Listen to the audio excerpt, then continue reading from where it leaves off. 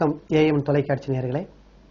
சொல் புதிது சுவை புதிது என்று சொல்லக்கூடிய இந்த நிகழ்ச்சியிலே இன்றைய தின கருத்தாக எப்படி வரம் கேட்க வேண்டும் அப்படின்ற தலைப்புல நம்ம பார்க்கிறோம். எப்படி வரம் கேட்கணும்? வரம் என்று சொன்னால் வராதது அது நமக்கு கிடைக்க வேண்டும். ஆமா, நம்மிடம் இல்லாதது நமக்கு வர வேண்டும். அது மந்திர சக்தியாகவோ அது வேற பொருளாகவோ வேற ஏதாவது பொருளாகவோ வேற ஒரு படிப்பாகவோ கல்வியாகவோ நமக்கு வரணும், ஃப்ரீயா வரணும். அதான் வரம். இந்த வரத்தை தான் அன்றைய முனிவர்கள் எல்லாம் தவம் இருந்து கேட்டார்கள் இறைவனிடம். தவம் இருந்து தவத்தினுடைய உச்சாணி கட்டத்திலே தவத்திற்கு மிச்ச இறைவன் வரும்போது அந்த இறைவனை பார்த்து எனக்கு இன்னும் வரம் வேண்டும் என்று கேட்டார்கள். இறைவனுக்கிட்ட கேட்கறது வேற வரம், அது ஒரு பக்கம். மனுஷன் கேட்கிற வரம் வேற. சத்தியம் கேட்பான், நான் இது மாதிரி உனக்கு உதவி செஞ்சிருக்கிறேன். அவனே சொல்லுவான், நீங்க இது மாதிரி உதவி பண்ணிருக்கிறீங்க, உங்களுக்கு என்ன வேணும் கேளுங்க அப்படின்னு சொன்னா, இப்ப கேட்க மாட்டேன், சரியான சமயம் வரும்போது நான் கேட்பேன் அப்படின்னு எத்தனை ஒரு திரைப்படத்தில் இந்த மாதிரி வசனங்களை கேட்டிருக்கிறோம். நல்ல சரியான சமயத்துல வந்து கேட்கிறேன்னு சொல்லி ராமாயணத்திலே இடம்பெற்றிருக்கக்கூடிய தசரத சக்கரவர்த்தியிடம் கைகேயி வரம் கேட்டார். போர்ல இருந்து காப்பாத்தினான். கையினுடைய விரலானது எப்படி இருக்குமா, ஆணி மாதிரி இருக்குமா, இரும்பு மாதிரி. தேர் ஓட்டும் போது என்ன செய்யறான், அந்த இரும்பு சக்கரமானது கீழே விழ தெரிஞ்சது போரிலே. தசரத சக்கரவர்த்தி போர் செய்யும் போது அவருக்கு அந்த சக்கரம், அந்த தேர் சக்கரம் கீழே விழ தெரிஞ்சது. விழக்கூடிய சக்கரத்தை என்ன செய்யறாரு, அச்சாணி மாதிரி தன்னுடைய விரலை வச்சாலாம். இந்த விரல் வந்து இரும்பா மாறினது எப்படின்னு சொல்லிட்டு இன்னொரு நிகழ்ச்சியில நம்ம பார்க்கலாம். ஆனா அச்சாணி இரும்பு மாதிரி இருக்கக்கூடிய தன்னுடைய விரலை என்னது அச்சாணியா வச்சு அந்த சக்கரத்தை ஓட விட்டாலாம் போர்ல. அதை பார்த்து இவர் செஞ்சாரு தசரத சக்கரவர்த்தி. இதெல்லாம் பார்த்து ரொம்ப பெருமிதம் அடைந்து, போர் முடிந்த அன்று உனக்கு என்ன வர வேண்டும் கேள், நான் தருகிறேன் அப்படின்னு சொன்ன மாத்திரத்துல அவ கையை உடனடியே கேட்கல. ஏன்னா அந்த கேட்கக்கூடிய அந்த அந்த அவளுக்கு அறிவு அந்த நேரத்துல இல்ல, அதான் சொல்ல முடியும். நான் இன்னொருத்தருக்கு கேட்டுக்கிறேங்க உங்ககிட்ட அப்படின்னு சொல்லி மறைஞ்சாலும், அந்த இன்னொருத்தருக்கு கேட்டுக்கிறேன் அப்படி சொல்லக்கூடிய வரத்தை பிற்காலத்தில் என்ன செய்யறாளாம், கூணி கொஞ்சம் சொல்லி எடுத்து ராமன் என்ன செய்யறா, காட்டுக்கு அனுப்புறா. தன்னுடைய பையனாகிய பரதனை நாடாள விரும்புறான். சோ ரெண்டு வரத்தை கேட்கிறான். அது சரியான சமயம் பார்த்து கேட்கிறான். அப்ப கேட்கக்கூடிய ஒரு சூழல் வருகிறது. அது வரைக்கும் பந்தவாசத்தோட இருந்தா, பந்தவாசத்தை வெட்டி விட்டா கூணி, வெட்டி விட்டோன்னு என்ன பண்ணிடுறா, வரத்தை கேட்கிறா ராம. இதை தசரத சக்கரவர்த்திட்ட இது மாதிரி கேட்டவுடன் அந்த ரெண்டு வரம் கேட்கப்படுகிறது. ஆக மொத்தம் மனிதன் வரம் இருப்பது ஒரு முறை, இறைவனிடம் மனிதன் வரம் கேட்பது இன்னொரு முறை. சோ இரண்டு முறையில் நம்ம வரம் கேட்கலாம். மனிதன் வரம் கேட்பது என்பது இயல்பான ஒன்று, நடக்கக்கூடிய ஒன்று. அப்புறம் உனக்கு உதவி செய்யறேன் அப்படின்னு சொல்றோம்.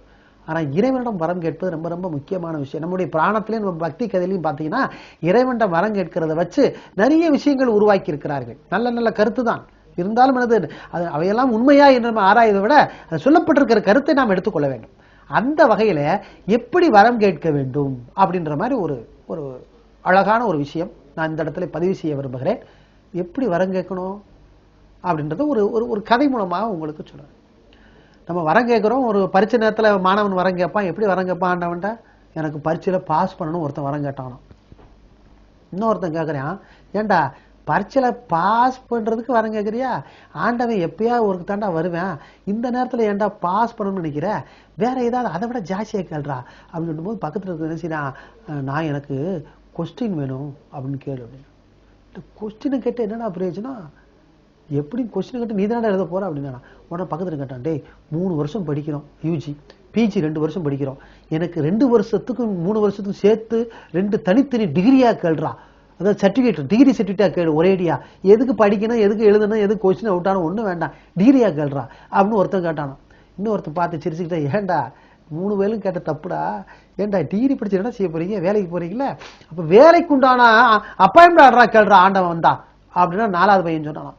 5வது பையன் ரொம்ப தெளிவா, 4 பேத்துக்கு ஒண்ணுமே தெரியலடா, கொஸ்டினை கேட்கறானா, டிகிரியை கேட்கறானா, பாஸ் பண்ணணும் கேட்கறானா, என்னடா உங்களுக்கு விவரமே தெரியலடா, இதெல்லாம் எதுக்குடா, வேலைக்கு போறது எதுக்கு, எல்லாம் துட்டுக்கு தானே பணத்துக்கு தானே, மொத்தம் ஆண்டவன் மட்டும் என்கிட்ட வரட்டும், பணம் ஏகப்பட்ட பணம் கொட்டுன்னு ஒரு சூகேஸ் நிறைய 1000 ரூபாய் கட்டு வேணும்டா சொல்லி நான் கட்டுறேன் அப்படின்னு சொல்லி எல்லா 4 மாணவர்களும் ஆணும் பார்த்தாங்க. அந்த 5வது வயல இந்த மாதிரி வரம் கேட்கறதே ஒரு ஒரு அருமையான ஒரு முறை. ஆனா ஒரு கிழவனும் ஒரு கிழவியும் ஒரு கிராமத்துல இருக்கிறாங்க. அவங்க எப்படி வரம் கேட்டான்றதை நம்ம பார்க்கலாம்.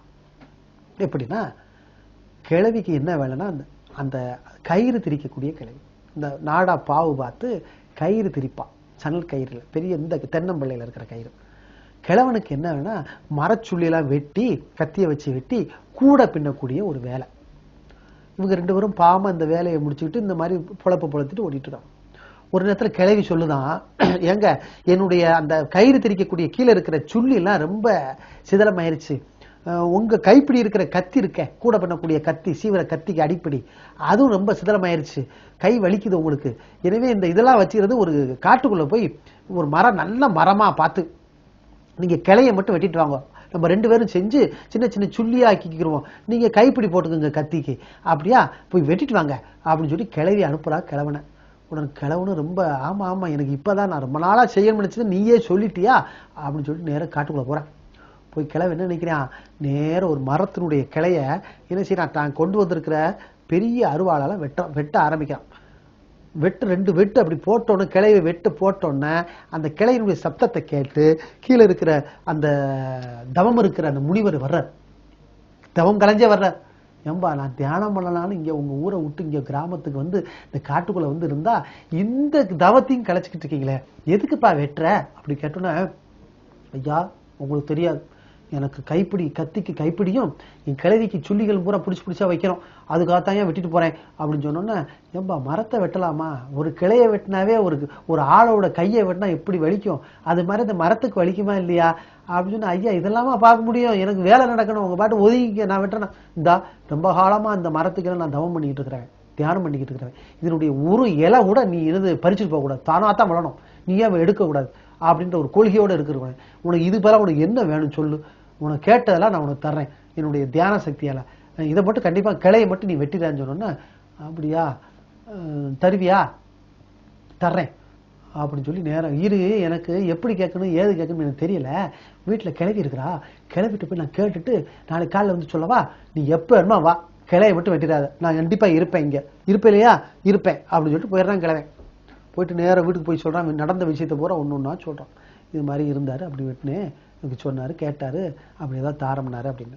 உடனே கிளவி சொல்ற, அப்படியா சரி, அவங்களுக்குள்ள பேசிக்கிறாங்க கிழவனும் கிளவியும், என்னத்த வரம் கேட்கலாம் அப்படின்னு சொன்னோன்னா, நிறைய பணத்தை கேட்போமா அப்படின்றான் கிழவன். உடனே கிழவியா, உனக்கு வயசு 80, எனக்கு வயசு 70, பணத்தை கேட்டு எங்க பொட்டியில வைக்க போற, எவனா திருட்டு போய் ராத்திரி நேரத்துல உள்ள இறங்கி வந்து பணத்தையும் வெட்டி நம்ம 2 பேர்த்தையும் காலி விட்டு போயிருவான், நிம்மதியா சேர விட்டுவிட்டு அவன் கத்தியில சாவன் பண்ணிக்கிறியா நீ அப்படின்னு சொல்லணும். அப்ப பணமெல்லாம் நமக்கு வேண்டாம், பாதுகாக்க முடியாது, போ இருக்கிற நிம்மதியும் பறி போயிடும் அப்படின்னு சொன்னா, அப்ப பணம் வேண்டாமா, அப்ப பணம் வேண்டாம், அப்போ ஆடு மாடுகளை கேட்போமா, இருக்கிற ஆடு மாடு நம்மகிட்ட இருக்கிற 1-2 ஆடு மாடை வச்சே மேய்க்கிறதுக்கு என்னால முடியல, நான் வயசுல சின்ன வயசா ஓடி ஆடி வேலை பார்க்கறதுக்கு அது போடுற சாணம், அது போடுற அந்த கழிவெல்லாம் எடுத்து நான் என்னது சுத்தம் பண்றது என்னால சாயங்காலம் காலையில முடியல, இதுக்கிடையில நீ அதை வேற ஒரு 10 மாடு, ஒரு 100 மாடு 200 மாடு நீ ஓட்டிட்டேன்னு வச்சுக்கோ, இருக்கு அது பக்குவம் பண்ணி நான் சீக்கிரம் மேல போயிருவேன், பரவாயில்லையா உனக்கு, ஆடு மாடெல்லாம் வேண்டாம் சொன்னா, அப்ப ஆடு மாடு வேண்டாமா, சரி ஒரு 100 கோழி 100 சேவல் கேட்போமா, ஆனா முட்டா வேலைமான என்ன இவ்வளவு தூரத்துக்கு உயிரை வாங்குற, உன் கூட வாழ்ந்ததே பெரிய விஷயம், இருக்கிற கொஞ்ச நாள் நான் நிம்மதியா இருக்க வேண்டாமா, இவன் மாதிரி கோழியும் சேவலையும் கேட்ட என்ன செய்ய, இருக்கிறது 2 கோழி இருக்கு, ஒரு சேவல் இருக்கு, போதாதா, அதே எனது வீட்டுக்குள்ள வந்து கொத்துது, வெளியே வந்து பெரிய இன்டர்நேஷனல் வீடா கட்டிருக்கிறோம், பங்களாவை கட்டிருக்கிறோம், சின்ன குடிசைதானே வச்சிருக்கிறோம், அதுல முன்னியும் போய் என்னது அங்கங்க சுத்தப்படுத்தாம அது பாட்டுக்கு ஆகி போகுது, அதை சுத்தம் பண்றதுக்கு எனக்கு நேரம் சரியா இருக்கு, நீ 100 கோழி 100 சேவலையும் எங்க போய் கட்டுவ, அதுக்கு எப்படி நீ வந்து குடிசை போடுவ, அதெல்லாம் வேண்டாம் போ அப்படின்னு சொன்னா, கிழமை ரொம்ப குழப்பமாயிட்டான். என்னத்தை கேட்கறது, எதுவுமே பணமும் வேண்டாம், ஆடு மாடும் வேண்டாம், கோழி சேவலும் வேண்டாம், என்ன பண்றதுறான்னு சொல்லி, சரி நீ படுத்தூங்கு, நானா கேட்டுக்கிறேன் நாளைக்கு போய் அப்படின்னு சொல்லி என்ன செய்யறான், படுத்து தூங்கிட்டு ராத்திரியே குழப்பத்திலேயே தூங்குறான். தூங்கிட்டு தானா கண்ணை இருந்து தூங்கணும்னு காலையில வருது, விடிகாலையில வந்தோன்னு நேரம் போறாரு முனிவர்கிட்ட. முனிவர் நல்லா சிரிச்ச முத்தர், வாப்பா என்ன வேணும், முடிவு பண்ணிட்டியா, என்ன வரம் கேட்கணும்னு அப்படின்னு கேட்டோம்னா, முடிவு பண்ணிட்டேன்யா, என்ன வேணும் சொல்லு, ஏதாவது பொருள் வேணுமா, பொண்ணு வேணுமா, தங்க வேணுமா, ஏதாவது வேற ஏதாவது விஷயம் வேணுமா சொல்லு அப்படின்லாம் கேட்டோம்னா ஒன்றும் வேண்டாம். பொண்ணோ பொருளோ ஆடோ மாடோ கோழியோ சேவலோ பணமோ எனக்கு ஒன்றும் வேண்டாம், நான் கேட்கற மட்டும் கொடுப்பேல்ல, உண்மைதானே, நீ கண்டிப்பா கொடுக்குறேன், நீ எதை கேட்டாலும் தருகிறேன் அப்படின்னு சொல்லிட்டு சொன்னோன்னா நான் கிளவி சுள்ளி வைக்கும் இல்லையா, சுள்ளிக்கு கண்டிப்பா என்ன வேணும், நல்ல சரியான சுள்ளி வேணும். அந்த சுள்ளி ஒடியாம இருக்கிறதுக்கு கயிறு திரிக்கிறதுக்கு சுள்ளி வேணும் கட்டுறதுக்கு. அது கண்டிப்பா என்ன செய்யப்படாது, கடைசி வரைக்கும் ஒடியப்படாது. அது ஒரு வரம். ரெண்டாவது, நான் என்ன செய்யறேன், பெரிய கூடை பண்ணும்போது சுள்ளி என்ன செய்யறேன், சீவுறேன், சீவக்கூடிய கத்திப்படி என்ன செய்யணும், கடைசி வரைக்கும் உடையப்படாது. அது ஒரு ரெண்டாவது வரம். மூணாவது வரம் என்னன்னா, என் கையுடைய வலிமை, என்னுடைய கிளவி கையினுடைய வலிமை ரெண்டுக்கும் கை நெடுக்கம் இல்லாம வலிமையோடு கடைசி வரைக்கும் இந்த தொழிலை செய்யற மாதிரி ஒரு கையில என்ன செய்யணும், வலிமை கொடுக்கணும் ரெண்டு பேத்துக்கும். அது மூணாவது வரமா நீ தருவியா அப்படின்னு சொன்னா முனிவர் அப்படியே ஆச்சரியத்தோட பாக்குறார். பரவாயில்லையே பெரியவரே, இந்த மாதிரி வரம் கேட்டதா சரித்திரத்துல நான் பார்த்ததே கிடையாது. சோ உடல் உழைப்பதற்கு நீ என்ன செய்கிறாய், தயாராக இருக்கிறாய். உடல் உழைப்பதற்கு தேவையான பொருள் அதுவும் உனக்கு கடைசி வரைக்கும் இருக்க வேண்டும் என்று நினைக்கிறாய். உன்னுடைய உடல் வலிமையும் கடைசி வரைக்கும் இருக்கணும்னு நினைக்கிற. எனவே உன்னுடைய நல்லாசை, உன்னுடைய ஆசையில்லாத ஒரு நல்ல மனதிற்கு நான் கண்டிப்பாக வரம் தருவேன் என்று 3 வரத்தையும் கொடுத்தாரா அந்த முனிவர். அப்ப இந்த கதையிலிருந்து நமக்கு என்ன தெரியுது, எப்படி வரம் கேட்க வேண்டும் என்று சொன்னால், நம்முடைய பிறந்திருக்கிற அந்த மனித பிறவி எத்தனையோ விஷயங்கள், கோடி விஷயங்களை வைத்திருக்கிறது. கண்ணு நீங்க பாத்தீங்கன்னா அதனுடைய விலை மதிப்பற்றது கண்ணு, 2 கண்ணும். இதயம் கேட்கவே வேண்டாம்.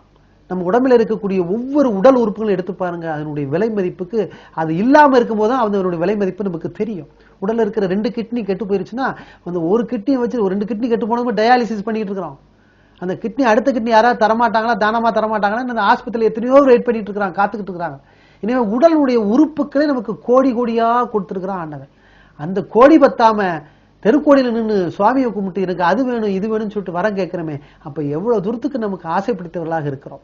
எனவே உடல் வலிமை நமக்கு ஆரோக்கியமாக இருக்க வேண்டும், செய்யக்கூடிய தொழிலானது கடைசி வரைக்கும் அதை செய்ய வேண்டும் என்ற மன தெளிவோடு நாம் இருந்தால் கண்டிப்பாக என்ன செய்வோம், இறைவனுடைய அப்பேற்பட்ட அந்த திருவடியை நாம் அடைவோம். ஆசை என்பதே நமக்கு வராது.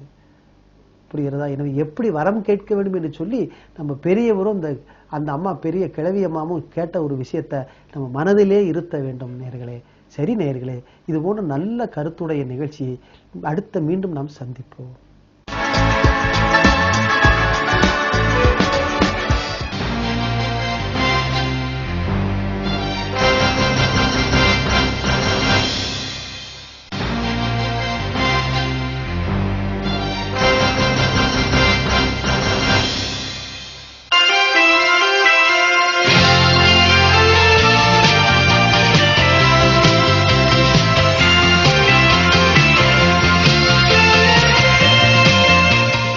வணக்கம் ஏஎம்என் தொலைக்காட்சி நேயர்களே. சொல் புதிது சுவை புதிது என்று சொல்லக்கூடிய இந்த நிகழ்ச்சியிலே இன்றைய தின கருத்தாக அன்புக்கு நான் அடிமை என்று சொல்லக்கூடிய கருத்தினை நாம் பார்க்கலாம். அன்புக்கு நான் அடிமை என்று சொன்னால் சில பெரியோர்கள் நமக்கு அறிவுரை சொல்வார்கள். ஆனால் சொல்லக்கூடிய அறிவுரையை நம்ம என்ன செய்ய மாட்டோம், கேட்க மாட்டோம். இந்த அறிவுரை சொல்றதை பார்த்தாவே சில பெரியவங்களை பார்த்தாவே நமக்கு வெறுப்பா இருக்கும்.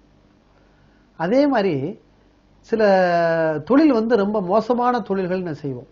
உலகத்துல நிறைய பேர் பண்ணியிருக்கிறாங்க. பொதுவா நம்ம திருட்டு தொழில் என்பது ரொம்ப ரொம்ப மோசமான ஒரு தொழில். அடுத்தவனுடைய உழைப்பை நாம் திருடுவது என்பதுதான் அதனுடைய தாற்பயம், அதாவது அதனுடைய உள்ளடக்கம், அதான் அதனுடைய அடிக்கருத்து. இந்த திருடனை எப்படி நம்ம திருத்துறது? பட்டுக்கோட்டை சொல்வது போல திருடனா பார்த்து திருந்தாவிட்டால் திருட்டை ஒழிக்க முடியாது என்பதுதான் இந்த இடத்தினுடைய இந்த நிகழ்வினுடைய மைய கருத்து. திருடனா பார்த்து திருந்துறதுக்கு என்ன செய்யணும்னா, நம்ம சொல்லக்கூடிய விஷயங்கள், நமக்கு சொல்லக்கூடிய நடைமுறைகள் இதெல்லாம் அவனுக்கு சார்பாக இருக்க வேண்டும்.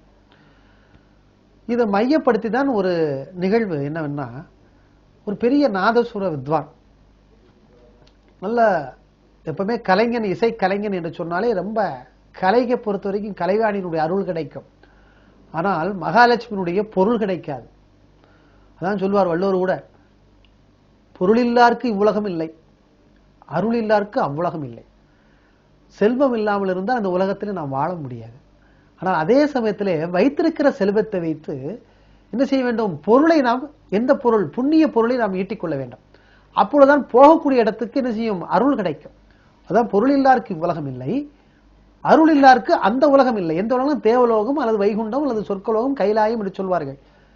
அதே போல இந்த நாதசுர வித்வான் என்ன செய்யறாருன்னா, ரொம்ப ஏழ்மையான நாதசுர வித்வான், இசை கலைஞர். அவர் ஒரு கச்சேரிக்கு போறார். கச்சேரி நல்ல ஆலாமணி எல்லாம் செய்துட்டு நல்லா கஷ்டப்பட்டு அந்த நாதசுர வித்வான் சொல்லும்போது மூச்சு அடக்கிட்டு நம்ம ஊதணும். அது சாதாரண கலைகள் கிடையாது. நம்ம தமிழ்நாட்டு கலைகள் அனைத்துமே சர்வ சாதாரண கலைகளே கிடையாது. ரொம்ப கடினப்பட்டு பிரயாசப்பட்டு பல ஆண்டுகள் பயிற்சி எடுத்த கலைகள் தான் இந்த கலைகள் இருக்கிறது. கலைகள் ஏகப்பட்ட கலைகள் இருக்கு. ஜோதிடக்கலை, சிற்பக்கலை, நாட்டியக்கலை, நடனக்கலை, இது போல இசைக்கலை என்பது ஏகப்பட்ட 64 கலைகள் இருக்கிறது. அதில் இந்த நாதசுர வித்வான் என்ன செய்யறாருன்னா, நல்ல நாதசுரத்துல பெரிய பெரிய பெரிய ராகங்களை எல்லாம் மூச்சடக்கி ஊதக்கூடிய ஒரு வல்லமை பெற்றவர். அவர் அந்த கச்சேரி செஞ்சுக்கிட்டு கச்சேரியில் முடிஞ்சு பல பேர் பாராட்டெல்லாம் பண்றாங்க. நல்லபடியா இசை கலைஞர் பண்ணீங்க, நல்ல அருமையா இருந்தது. கேட்கும் போது அப்படியே கலைவாணி இருந்து அப்படியே உற்பத்தி பண்ற மாதிரி பிரவாகம் எடுத்து வந்திருக்கிறது. மிக ரசமா இருந்த, ருசிக்க தெரிந்தது இருந்தது. இது போல கச்சேரியை, இசையை நான் கேட்டதே கிடையாது என்றெல்லாம் பாராட்டி அவர் அந்த பாராட்டு பெற்ற இதுலயே என்ன செய்யறாரு? அந்த கச்சேரி ஏற்பாடு செய்தவர் கொடுத்த பணத்தையும் வாங்கிட்டு அவர் வெளியே வர்றார். வெளியே வந்து வாகனத்தில் ஏறி, அது வாடகை வாகனம் தான், வாகனத்துக்கும் காசு கொடுக்கணும் இல்லையா? வாடகை வாகனத்தில் இருக்கும்போது அவர் ஊரை நோக்கி போகும்போது கிராமத்தில் ஒரு இடம்.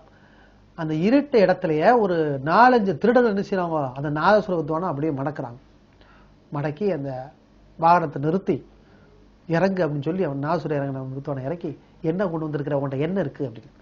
அந்த காலத்துல நம்ம குறிஞ்சி, முல்லை, மருதம் நெய்தல், பாலை என்று பார்த்திருக்கிறோம். குறிஞ்சி என்பது மலை சார்ந்த இடமும், முல்லை காடு சார்ந்த இடம், மருதம் என்பது வயல் சார்ந்த இடம், நெய்தல் என்பது மணல் சார்ந்த, அதாவது கடல் சார்ந்த இடம், பாலை என்பது மணல் சார்ந்த இடமும் என்று சொல்வார்கள். இந்த பாலை என்பது நம்முடைய தமிழகத்துல கிடையாது. ஏன்னா ராஜஸ்தான் பாலைவனம் தான் அது வடநாட்டில் இருக்கிறது.